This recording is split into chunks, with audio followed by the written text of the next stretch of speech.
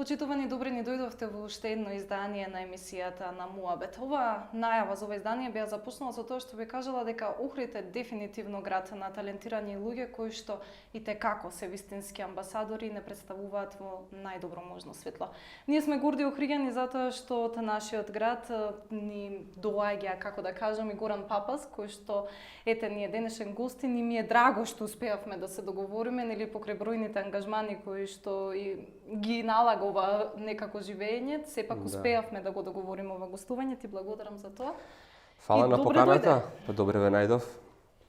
Како си пред се? Добре, супер, да. Фала на прашање. Вие добри сте? Добре, одлично, ти благодарам. Честитам за новитетите во Охрид Ньюз. Баш ми е драго што еве почнувате една нова приказна со ваков тип на интервјуа, така што ви посакувам многу успеси и многу успешни интервјуа. Многу ти благодарам и се надевам дека ќе ги оствариме тие посакувања. И пак да ме поканите, мислам. Секогаш и секако. Да. Поводот ете, токму за тоа што сега се сетивме да те поканиме, е твоето најново музичко дело, Кога љубов имам. Да. Па сакаме да ја слушаме приказната лично од Горан Папас, што стои зад Кога љубов имам. Па Кога љубов имам е на тема која што јас имам почнато да ја работам уште пред короната, да бидам искрен, меѓутоа јас стоев малце во фиока и чекав да дојдат некои подобри времиња и малце повеќе почекав од што треба. И пред 3-4 месеца веќе решив дека треба да се заврши тој проект и јас работив со мојот драг пријател Гоце Симоновски од Тетово. Со Гоце практично ние се знаеме 12 години. Првата моја авторска номера која што ја направив Разбуди се, ја работев со Гоце. И мислам стварно беше успешна приказната. После тоа почнав да работам и со Масевски, меѓутоа сватив дека со Гоце ми е некако најубаво кога работам. Да, и на иста фреквенција си сеаме погодено, а насловот е инспириран од секојдневието. Значи љубов како љубов не е намерата дека тоа е љубов помеѓу партнери, него баш е љубов, може да е љубов и кон природата љубов. Генералната идеја е дека кога има човек љубов, може да направи све и може да постигне многу во животот и затоа така се реши за еден таков наслов. Ја снимивме песната во студиото на Лазар Цветковски. Поздрав и до Лазар. За спотот, да си кажем и за спотот? Може слободно, да. Спотот е целосна охридска приказна. Се работеше со Ѓоле Наумовски, Ѓоко Наумовски практично. Мега продукција.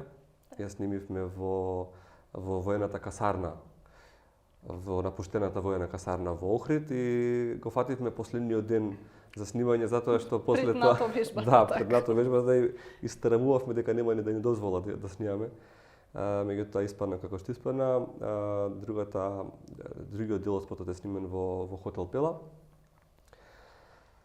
Главен лик, роу модел во спотот ми е Емилија Малезан. Поздрав до неа, и таа не е охриганче, така што буквално видеото е целосна охридска приказна. Поентата на спотот, ако може да се разбере од стартот, тоа дека практично она си го сонува тоа што јас си свирам. И на крај се буди срекна дека јас сум свирал во сонот. Она што јас го имав како чувство кога за прв пат ја слушнав номерата, навистина буди среќа. А и љубовта би требало да е движечка сила во општеството по некоја логика. Да, љубовта е дефинитивно највозвишена емоција, затоа кажав кога имаш љубов све е возможно и буквално можеш да оствариш се што ќе посакаш. Ова твое музичко дело се остварува после, речиси, 2 години, како нешто ново. Предпоставувам пандемијата е причина. Па нели затоа и потенцирав дека беше готова пред короната тоест беше почната пред короната и само чекавме месец за месец ќе биде подобро и сега сватив дека не треба ни да се чека веќе затоа што не се не знае со пандемија до кога ќе трае, што ќе трае и после неа дали ќе има уште нешто. Затоа направив голема пауза, да. Добро се заприметила и тоа не е добро за еден артист, за еден музичар. Мора да има континуитет, затоа што луѓето не дека те забораваат, ама сакаат да има новости во тоа што го работиш. И да се надоврзам на истово прашање, со Гоце сме веќе во план да работиме на цел албум. Така. Значи веќе имаме три заеднички numeri кои што би се нашли на тој албум и треба да се направат уште 7 или 8 песни за да го извадиме тоа како еден целосен проект. Период на стагнација во тие 2 години, нели веројатно секако си бил во тека со музичките работи, но излегуваш со промоција сега официјално после 2 години. Па еве, што се случуваше за време на пандемијата, како ја одживеа, што правеше, не знам, можеби книги, серии, истражуваше нови работи, некој ново хоби? Пандемијата многу луѓе кои што ги знаме искористија многу позитивно. Се пронајдаа себе си што вика еден другар, ги запознав моите добри луѓе биле.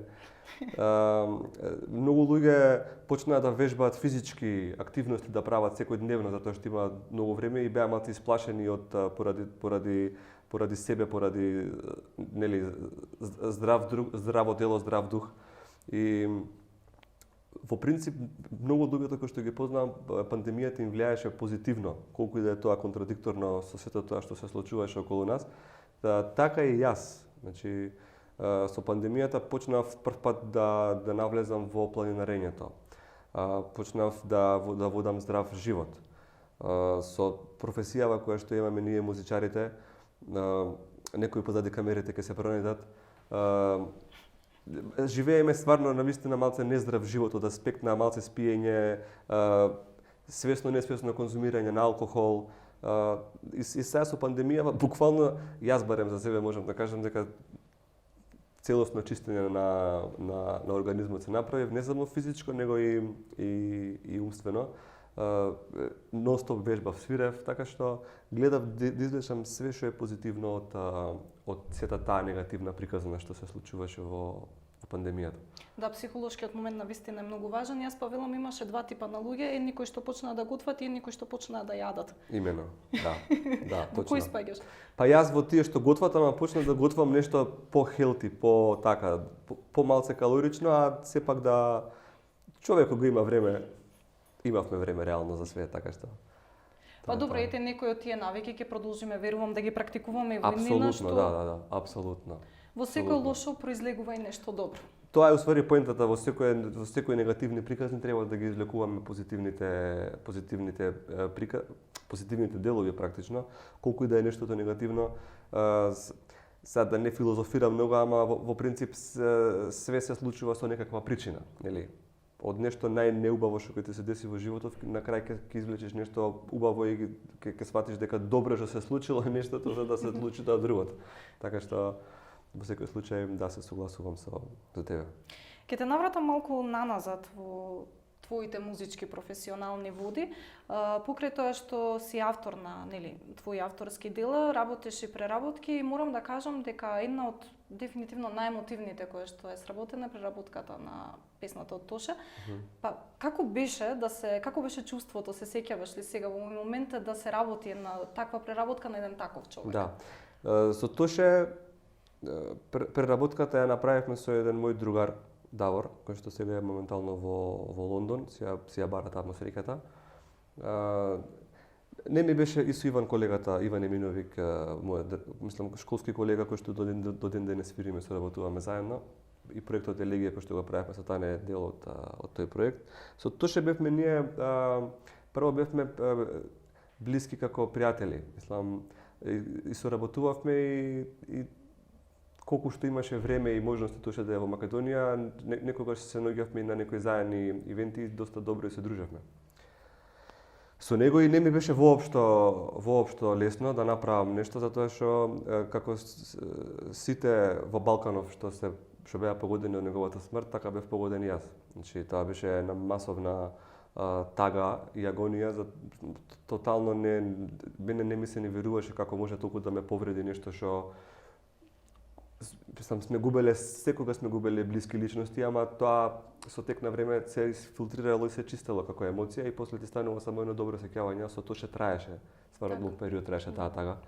И не ми беше лесно воопшто и затоа сакав да ја направам една позитивна, брза песна по тебе, која што е ептен со весела нота во неа, да ја направам тотално диаметрално спротивна, да биде скроз спора, малце потажна, помеланхолична. И може со тоа сакав да кажам, усвари мене колку ми е жал што што тоше го нема. Така што авторските си имаат своја убавина, меѓутоа убаво човек да се посвети малци на некој друг автор, да го испочитува неговото дело. Точно уметникот би рекла секогаш најдобро ќе го изрази своето чувство преку она што знае да го прави, дали тоа е пишување или цртање во било која форма на уметноста ја доживува. Па значи ли тоа дека инспирацијата за твоите дела доаѓа од твоите емоции? Несомнено. Значи, посебно кога уметниците и музичарите мислам дека најкреативни се кога имаат некоја силна емоција. Иронично е, меѓутоа тагата е една од најсилните емоции кои што мене генерално, колку и да звучи тоа чудно, и кога сум среќен и кога сум заљубен, имам сериозна инспирација и емоција во мене, меѓутоа тагата е нешто што кога се трудиш да го скриеш, не можеш да го скриеш, знаеш. Кога си среќен, можеш да изглумиш дека не си среќен. Иако сакаш да скокаш од среќа, можеш да се стабилизираш и да не скокаш од среќа, ама кога си тажен и кога ти се плаче, не можеш да се сопреш и да не заплачеш. Така што таа емоција е толку тешка што и инспиративна, која што буквално извира од себе. Пак ќе кажам, за оваа песна мене инспирацијата ми е и емоцијата ми е скроз позитивна и хепи. Тоа се гледа и во... Тоа го чувствуваме. Да, во самата мелодија, меѓутоа дефинитивно емоцијата кај мене е клучна за инспирацијата. Затоа и нема човек секој ден инспирација, него тоа си тоа како ќе му дојде во самиот момент. Вела дека тоа е момент, може да се случи, не знам, токму во моментот пред да заспиеш или рано наутро или... Колку пати не сум легнувал баш поради тоа или ќе сум станал некој тотално бош термин, ми дошла некоја мелодија, некоја идеја во глава и ќе сум станал само да ја наснимам од телефон. Утре ден така си ја слушнам, да. Па добро, сега кога си родител, веројатно малку можеби и потешко оди сето тоа. Па да, добро. Дамјан генерално си има цврст сон, си спие. Кога ќе си заспие, нема гајле реално, малце е проблем што ме турка од кревет. Тоа е така, си територијалец си го зафаќа цел кревет. Ама живот.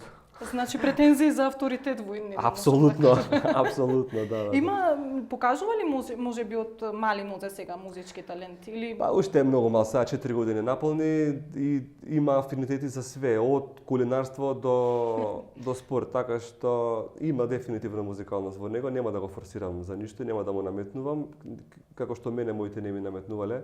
Ќе оставам да видам тој што сам ќе си прифати, а јас како родител сум тука да му овозможам на него основни елементарни услови за да му го направам малце полесен патот за успех, ако има такви амбиции, али мислам дека е многу погрешно да се форсираат децата да станат нешто што родителот сака.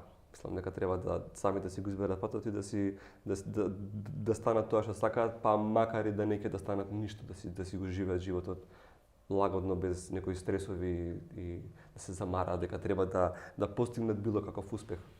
Така, секој нормално си го наоѓа патот во животот како што онака ќе сака да биде на крајот на денот, а твојот животен пат е саксофонот, уште од мали нозе. Зошто баш саксофон? Па, малце тука се чудно, не е баш мој избор саксофонот. Јас, да ја скратам приказнава, уште во нижо музичко во Охрид, кај професорот Раче Темјановски, кога почнав да свирам кларинет, јас всушност сакав да учам ударни инструменти.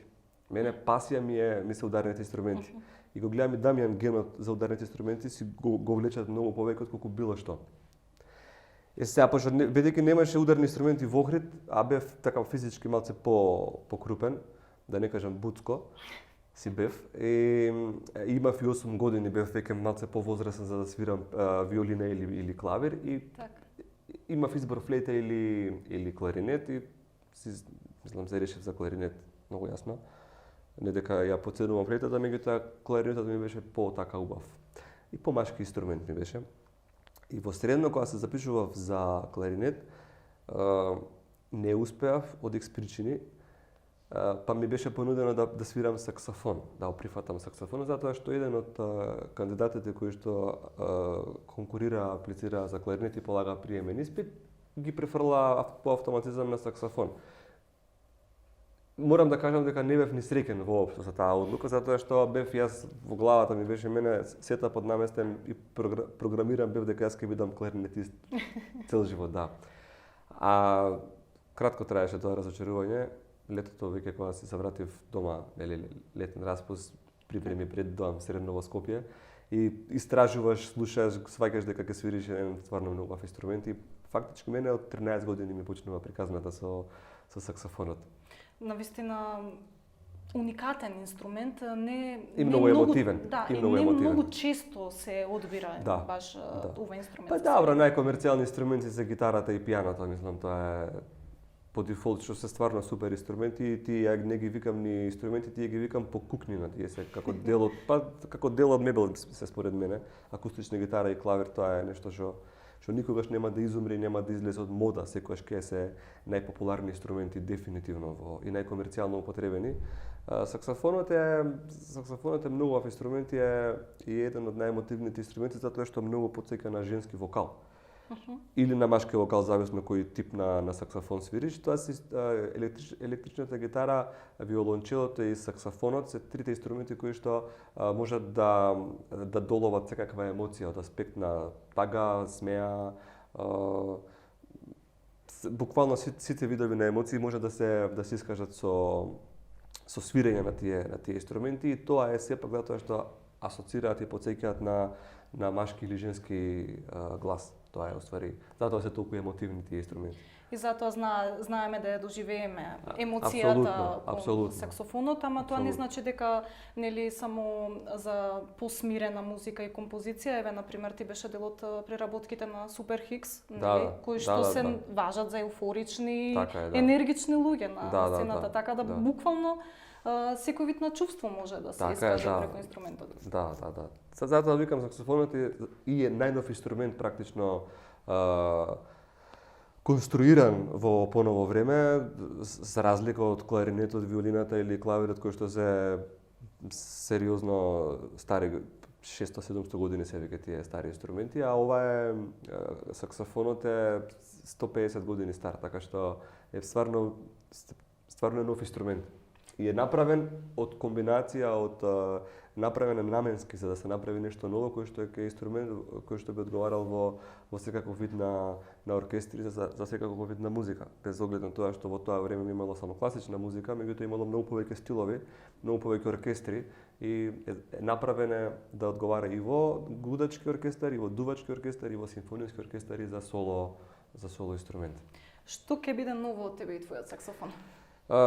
Авторска уште планирам да издадам пред Нова година, заедно со Готе да работиме, сакам да направам некоја преработка. Искрено многу размислувам и со Григор Копров разговаравме на таа тема, ми ги отстапи авторските права, да го преработам тој првиот албум на Тоше Бројски, Синот Божи, практично, кој што Копров се јавува како автор на сите тие numeri, само тоа ми е малце голем залак, не знам колку сум спремен да го прифатам, затоа што сакам ако го прифатам да го истерам до крај како што треба. Иако веќе е време и заслужува Тоше да се освежува неговата меморија, затоа што мислам дека полека некако се барем медиумите кај нас, радијата и телевизиите си го подзабораваат малце, знаете. И генерално тоа е планот, значи нова numera пред Нова година и почеток на некаков проект со преработки. Така, јас ти посакувам многу среќа и сигурна сум дека достоинствено ќе го задржиш името и споменот на Тоше онака како што заслужува и доликува. Пред да се одјавиме, Папас, имам уште неколку прашања за тебе, кои што се така пократки, поинтересни. Значи да одговарам пократко. Одговарај како што мислиш дека треба. Првото прашање, која песна Папас ја нарачува во кафана? Лихнида. Прав охриѓанец. Апсолутно. Втората е која е најдобрата шега што си ја слушнал за Пештанци? Да поседевте, ке спржневме нешто. Го правиш тоа како вистински пештанец? Апсолутно. Апсолутно.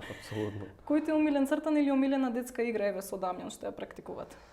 Омилен цртан ми е Том и Џери, нема друго, а игра со Дамјан што имаме генерално сега ни се оние интересни брканиците или кренките каде што Смешен ми е Дамјан, пошто ќе се скрие позади едно од столче и мисли дека се скриен цел. И да, тоа ми е дефинитивно интересно кога се бркам со него по дома. Така, значи одржувате кондиција, мора. Кардио. Кардио кондиција. Да. Со кого би сакал да застанеш на иста сцена? Од Македонија со Владко Стефановски. Од светот? Стинг. Ти посакувам да се остварат Да, амбициите. фала ти многу. Фала ти. Нашето интервју би го завршила со тоа што би сакала ти лично да ја кажеш твојата порака кон гледачите на Охрид Њуз и кон публиката, што би им порачал за крај? Па би им порачал прво да се живи и здрави. Пандемијата како пандемија ќе заврши еден ден сигурно. Да се излекува све убаво и позитивно од сите работи во животот, да не забораваме дека сонцето утре пак ќе изгрее, че колку да се некои работи тешки во животот утре, нели пак ќе си продолжи понатаму животот и да се сакаат. Така, љубовта, да не ја заборавивме љубовта. Апсолутно, да. Почитувани, јас ќе порачам, немојте да ја заборавате љубовта, слушнете го најновото музичко дело уште еднаш на Горан Папас, Кога имам љубов, ќе ве расположи, ветувам и ќе ви даде навистина многу голема среќа и емотивна радост, би рекла. Следете не, читајте не, информирајте се заедно со нас, тука сме во секое време за вас. Се гледаме наредното издание.